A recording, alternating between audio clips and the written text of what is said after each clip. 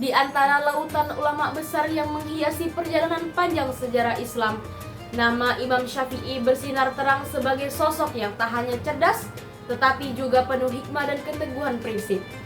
Beliau adalah seorang mujtahid agung, pendiri salah satu mazhab fikih terbesar di dalam Islam, yang dikenal dengan mazhab Syafi'i. Keilmuannya menembus berbagai bidang, dari fikih, usul fikih, hingga sastra Arab yang membuatnya dikagumi lintas zaman. Kisah hidup Syafi'i bukan sekedar catatan perjalanan seorang ulama, melainkan cermin perjuangan seorang pencari ilmu sejati.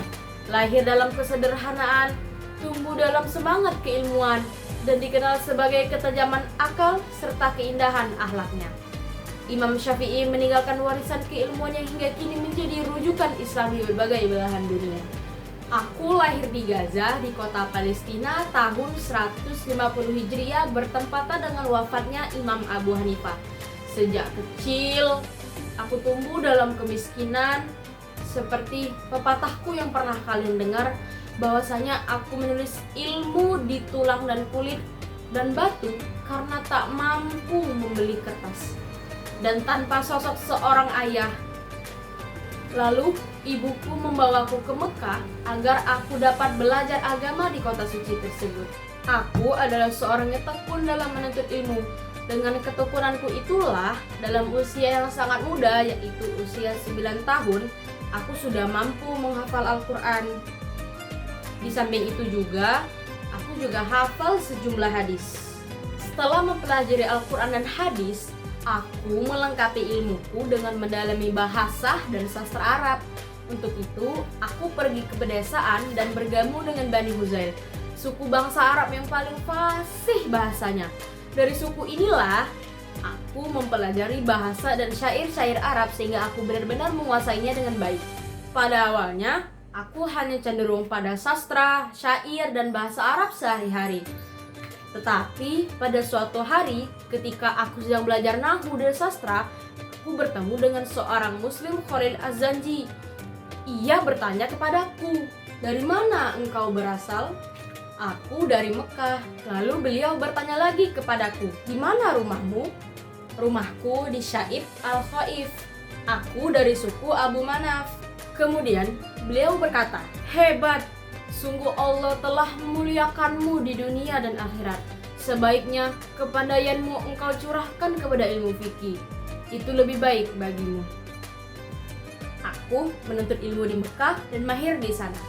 Ketika beberapa orang dan Muslim bin Khalid Az-Zanji sempat memberikan fatwa kepadaku untuk mendalami ilmu fikih, aku merasa belum puas atas jerih payahku selama ini. Sehingga aku akhirnya memutuskan untuk pindah ke Madinah dan bertemu dengan Imam Malik. Sebelumnya, aku sempat mempersiapkan dan membaca kitab Al-Muwatta, karya Imam Malik itu sendiri, yang sebagian besar telah aku hafal. Ketika Imam Malik bertemu denganku, beliau berkata, "Sesungguhnya Allah Subhanahu wa Ta'ala telah menaruh cahaya ke dalam hatimu.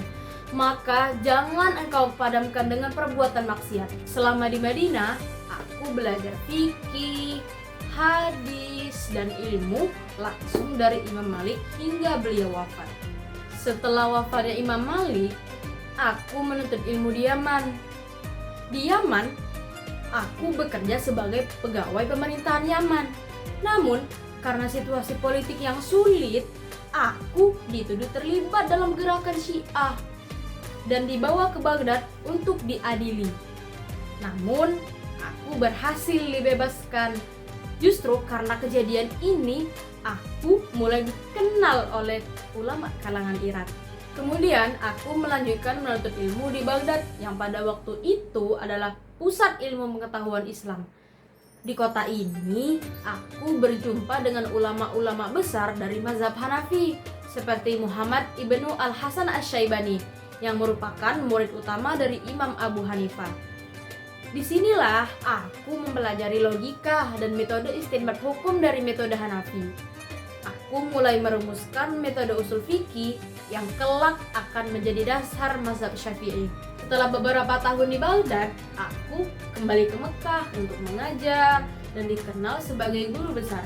Banyak ulama dari berbagai negara datang dan belajar dariku. Kemudian aku melanjutkan perjalanan ke Mesir. Di Mesir, aku menyusun ulang pendapat-pendapatku yang dikenal sebagai qaul jadid. Berbeda dengan yang aku ajarkan ketika berada di Irak. Setelah melakukan perjalanan panjang untuk menuntut ilmu dan menyebarkan ajaran Islam di berbagai kota besar dunia Islam seperti Mekah, Madinah, Yaman, dan Baghdad, aku menetap di Mesir pada tahun 1999 Hijriah. Disinilah aku menghabiskan tahun-tahun terakhirku.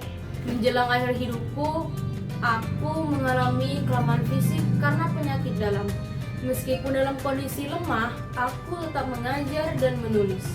Aku wafat dalam usia 54 tahun di kota Fustat, Mesir yang kini dikenal sebagai Makbaro Imam Syafi'i yang sekarang menjadi tempat ziarah terkenal. Meskipun aku wafat dalam keadaan yang tidak terlalu tua, namun karya dan pengaruhku luar biasa. Aku adalah ulama mujtahid, ahli fikih, ahli hadis, ahli bahasa, dan pelopor dalam membangun dasar metodologi hukum Islam. Salah satu karyaku yang aku fatwahkan tentang 6 perkara dalam menuntut ilmu yang berbunyi, Ya akhi, lan tanalal ilma illa bisittatin, sa'umbika an tafsiliha bibayanin. Raka'un wa hirsun wa jitihadun wa dirhamun wa suhbatul ustadz wa tuluz zaman. Maksud dari 6 perkara ini adalah kecerdasan, yaitu kecerdikan seseorang dalam berpikir. Yang kedua, semangat dan keinginan yang kuat dalam belajar. Yang ketiga, bersungguh-sungguh dan bekerja keras.